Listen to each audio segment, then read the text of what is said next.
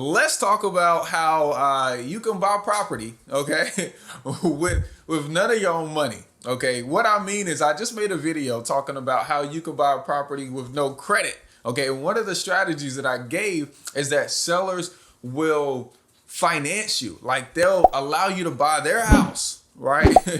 And accept payments versus getting the full amount up front. Okay, and in this video, I want to just explain. So when you're talking to sellers, you can like regurgitate what I'm saying, the benefits of why it's more beneficial to sell their house to you on payments versus them keeping the house for themselves. Okay, let's get right into it. Now, what's up? You guys know me. It's your boy, Sawan Belcher. Before we even get into this, go ahead and subscribe. Like, we talk about finance, business, and real estate right here on the channel every single weekday, okay? My goal is to help guys buy the block, literally buy real estate so you can hold and create income for you and your family, right? So we can not necessarily rep our neighborhood, so we can own our neighborhood. So if you would like to be involved with that, I'm gonna leave a link below to my website, so you can get my free purchase agreement so you can be on your way to buying your first or next real estate deal. Okay, so let's get into the benefits of seller financing. Let's talk about who you're gonna be reaching out to first, because I think there's like who are these people that are crazy enough to agree to this? Now, this strategy, just like every other acquisition strategy in real estate investing, you're only looking for 5% of the market. You know, you're not looking for the homeowner that everything is pretty and everything is going well for. You're probably going to be looking for some kind of distress, whether that is physical distress to the actual house or financial stress to the owner. Okay, and the only way you're gonna know that before you even reach out to them is the way you find their information. Now, information comes through two different ways that I prefer to get them, and that's through the credit bureaus or through the courthouse. Okay, I like getting information from those two because those two, entities have very accurate information. Credit bureaus, when you go apply for a loan to get a car, most people are not going to lie on their credit app. They're going to give you their real phone number, their real address, their real job, because it's going to be verified. And then that information goes to the credit bureaus, and they do what every good business does, is sell the information. Okay. And then the courthouse is just doing what they do because it's in the Constitution that they have to tell you the truth, the whole truth, and nothing but the truth. And here it is at the courthouse. You just got to search for it. At the courthouse, you can find physical distress by simply going to your code violation website. Okay. Code violation lady called me this morning, getting on my nerves. You can go to the code violation website for your county. So in Google, you put in your county, code violations, okay, and just search through. You'll find a list of properties that have code violations as far as tall grass, maybe leaky roofs, maybe gutters, maybe trash in the yard. You'll see a full list of houses where the city drove by, realized there was some kind of code violation. They stopped at the house, put a yellow, red, or green sign on the door. They'll even put the city inspector's names on it. They might put the owner's name on it. They'll tag it and says, hey, if you don't fix this within 30 days, you owe the city this fee. The problem comes over time when the seller neglects to handle the issue. So now they have fees that are piling up, or even if this goes on for years, they might end up on a pending demolition list. Okay, the city will actually tear down your house and then charge you for it. That's where the problems come in, okay? So you need to be reaching out to those people that got those kind of mega problems, okay? They got those kind of mega problems. They don't want to sell, they have to sell, okay? Those are the people that you're reaching out to. Now, some people might have some smaller problems, like they just got they just got a divorce and they don't want their wife to get anything, so they're just gonna sell this house to them, on payment, so the wife don't get no money. Hey, that happens too. That's a real scenario, and you can find it at the courthouse as well. Okay. Now, what are you saying to these people when you talk to them? First of all, the first 30 seconds of the conversation is most important about a phone call. They don't know you. You're a stranger. You're a telemarketer to them. okay? You should be trying to figure out how can you convey that you're a friend, a problem solver, and you're a need in their life, okay?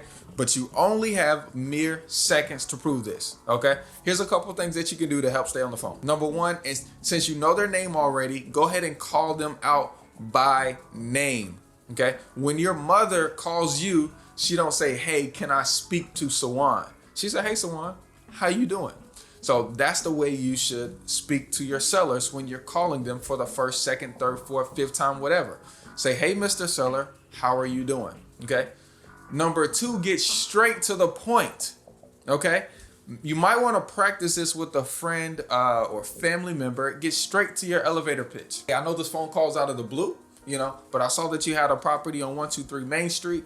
I got a couple houses next door, and I just wanted to see if you might consider selling or if you needed help getting the trash out the yard.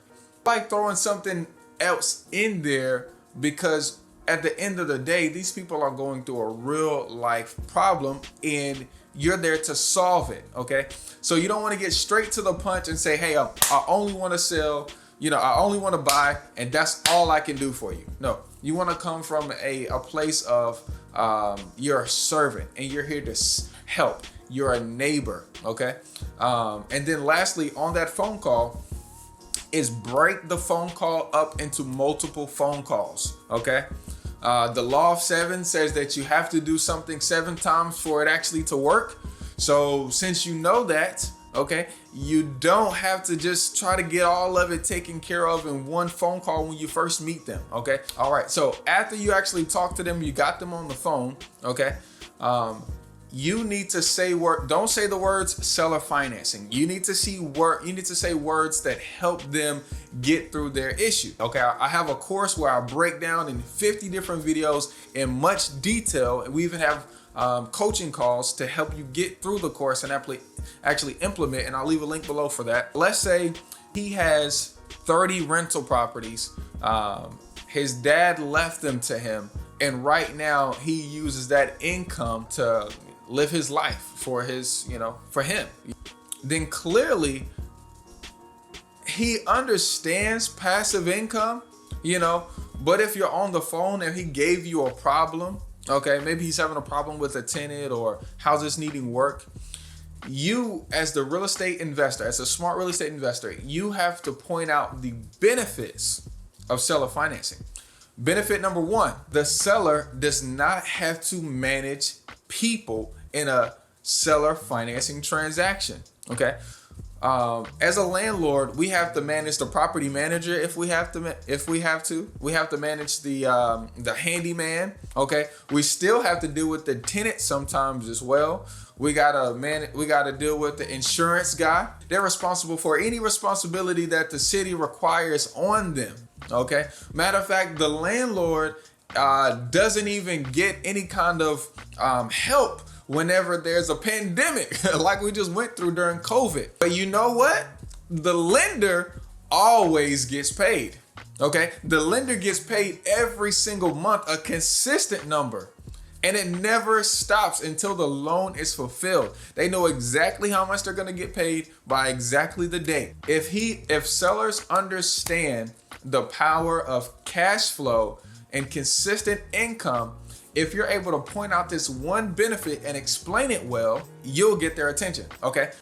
Second benefit to seller financing is the sellers can get more than what they actually want, okay? The sellers can get more money than they actually want for the property. So how is that? We're supposed to be buying at a discount. Yes, but if they allow us to finance the property with them for 10, 15, 20, 30 years, clearly time will allow us money. Okay, let me explain. I got a house in Winston-Salem, bought 2 houses from him. He financed both of them. He wanted interest, okay? He wanted interest. Now, he wanted $70,000 for the property. Original offer for me was $40,000 cash, but 70 worked. I tried to hit him with the no interest. My rule is if we don't talk about interest, that means the seller agreed to no interest. But in his case, when I sent him the purchase agreement that said no interest, he said, hey, I gotta have some interest. So in his case, he's making additional $13,000 over the 10-year period that he's financing these properties, with me. So that's additional money the seller is going to be making. Okay. So he can make more on the purchase. He also can make more on the sale. Okay. And another way he can make more money is on his taxes. I didn't understand this either until a seller broke it down to me. Okay, I was buying a package deal.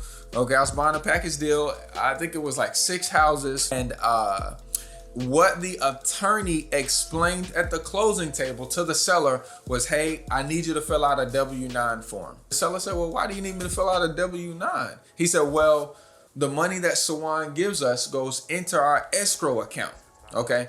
We make sure his money is real and all that good stuff. Money has to leave our escrow, which really is just a bank account, has to leave our escrow account and go into your account.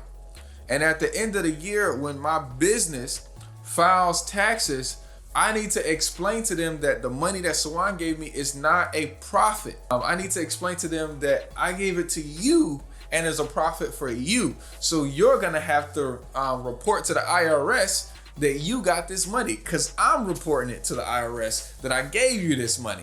And so he said, well, does that mean that I'm going to have to pay taxes on this money? He said, well, yes, sir, you're going to have to pay taxes. Why would you like that? Okay, they're going to take some of your money. This is what happens. So let's say a person makes $30,000 for the year, selling properties to you for $75,000. Okay. The attorney writes the IRS their little letter or whatever, their paperwork that says, hey, great, the seller made an additional $75,000 this year. So instead of being in a $30,000 tax bracket, they're now in a $105,000 tax bracket. So instead of them paying, I think that's 14% taxes, they now pay 25% taxes. You see what I'm saying? So essentially they take home less money. If you're able to persuade these benefits to the seller, it'll be an easy no-brainer of how it'll be better for them to sell it to you on payments versus them taking home a big pile of cash, okay, and having to pay Uncle Sam, okay? Now, those are just a few of the benefits. I go through a full list actually in my Real Estate Made Easy course, and I'm gonna leave a link below, okay? And I look forward to seeing you make money in real estate, okay? Now, if you've done a seller financing deal or subject to deal, put it in the comments below. Let us know how that's going, how much money you've made. Just kind of share a testimonial, because I know there's guys doing it, because I see it in my DM every single day. You guys have an amazing day. Peace.